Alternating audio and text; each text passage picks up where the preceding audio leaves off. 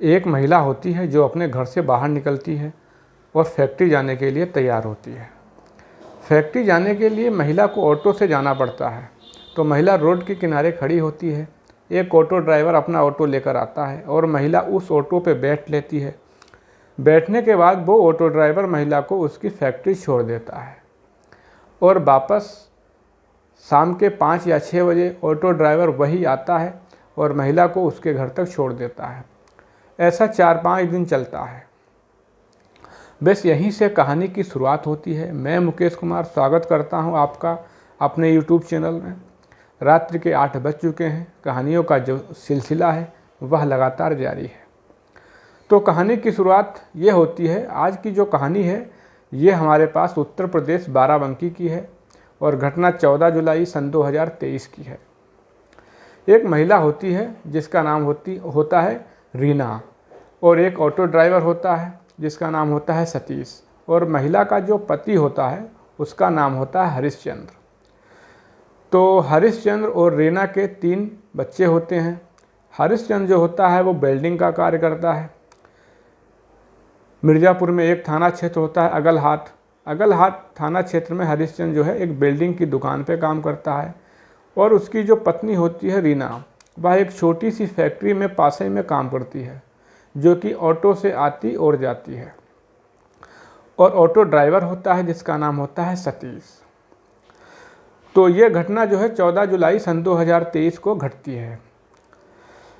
तो 14 जुलाई सन 2023 की सुबह एक व्यक्ति की लाश पाई जाती है सुबह 7 बजे। गांव के स्थानीय लोग देखते हैं। कुछ लोग पुलिस थाने फ़ोन करते हैं। थाना अगलहाट क्षेत्र की पुलिस आती है, डेड बॉडी को बरामद करती है। डेड बॉडी के पास से एक मोबाइल, कुछ रुपए, आधार कार्ड मिलते हैं। तो आधार कार्ड के जरिए पुलिस जो होती है उस लाश के परिवार वालों के पास पहुंचती है। तो रीना के पास पुलिस पहुंचती है। रीना के जो ससुर होते हैं तुलाराम, उनके पास पहुंचती है और उनसे पूछताछ करती है कि आपकी क्या कोई जातीय दुश्मनी किसी से या और कोई लफड़ा। तो रीना साफ साफ कहती है कि हमारा किसी से कोई दुश्मनी नहीं है, कोई लड़ाई नहीं है और पता नहीं किसने हमारे पति की हत्या कर दी।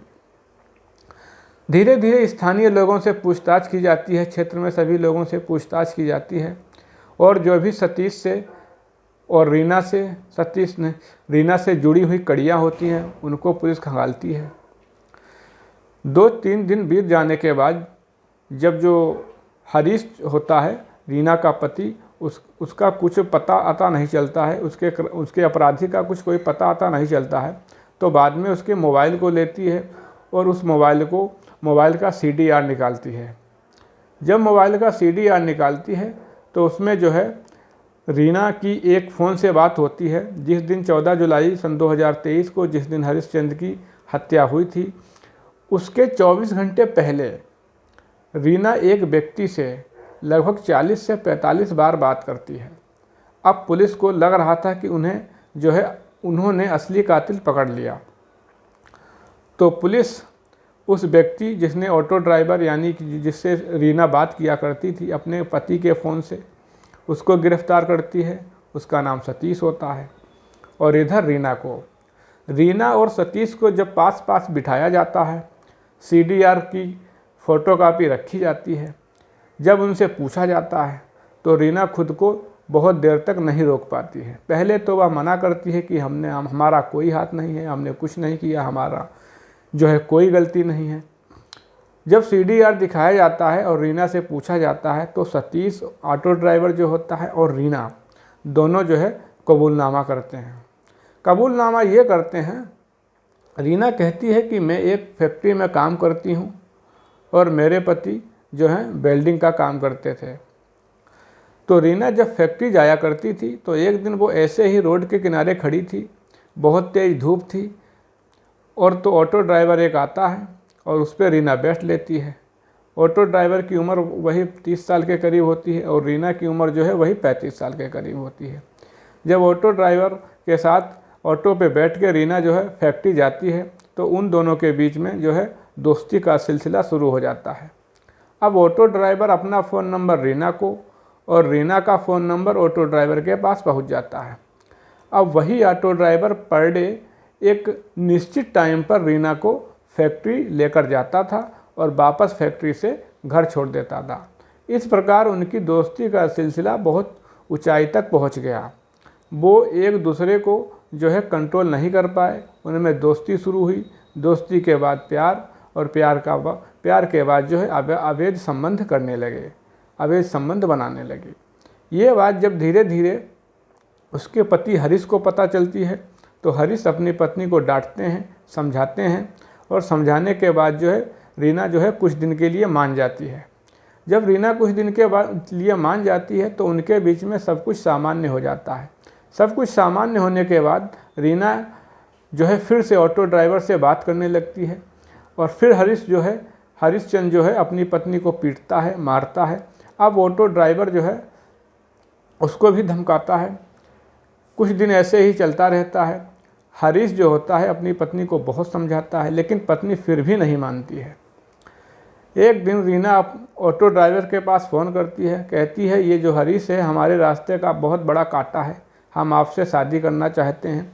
और ऑटो ड्राइवर भी तैयार हो जाता है। ऑटो ड्राइवर कहता है अगर तुम्हारा इशारा मिले तो हम हरीशचंद्र को एक दिन में निपटा सकते हैं। ये बात जैसे ही ऑटो ड्राइवर ने कही, रीना ने हाँ भर दी। धीरे धीरे 14 जुलाई आ जाती है। 14 जुलाई की रात आ जाती है। रीना अपने पति हरीशचंद्र के पास फ़ोन करती है, कहती है कि उधर से कितने बजे आओगे? तो हरीशचंद्र कहता है रात्रि के 10 बज जाएंगे। जब हरीश रात्रि के 10 बजे उधर से वापस आ रहा होता है तो रीना अपने बॉयफ्रेंड यानी ऑटो ड्राइवर सतीश को फ़ोन कर देती है कि जो है हरीश जो है रात के 10 बजे आएगा बिल्डिंग की दुकान से। तो सतीश अपने साथियों को लेकर जाता है, जो कि सतीश खुद पुलिस के सामने जो है कबूल करता है। सतीश कहता है कि वह अपने साथियों को लेकर एक नदी के किनारे जाता है। नदी के पुल से जो है हरीश आ रहा होता है और वहाँ पर उसके सिर में जो है 2 पीछे से गोली मार दी जाती है। गोली मारे जाने के बाद हरीशचंद्र ज़मीन पे गिर जाता है। गिर जाने के बाद उसका जो है सतीश जो है गला काट देता है। गला काट देने के बाद वह वापस भाग जाता है, जबकि मोबाइल, रुपये, आधार कार्ड ये सब पड़ा रहता है। तो ये बात जो है रीना और सतीश ने ये बात पुलिस के सामने बताई। तो तफ्तीश आगे और भी जारी है। तो ये बात बताई। अब उसके बाद पुलिस उस ऑटो ड्राइवर और रीना को मुकदमा चलाया जाता है। उन पर गंभीर धाराओं के जो है फलस्वरूप उन पर केस किया जाता है और दोनों फ़िलहाल जेल में हैं। धन्यवाद।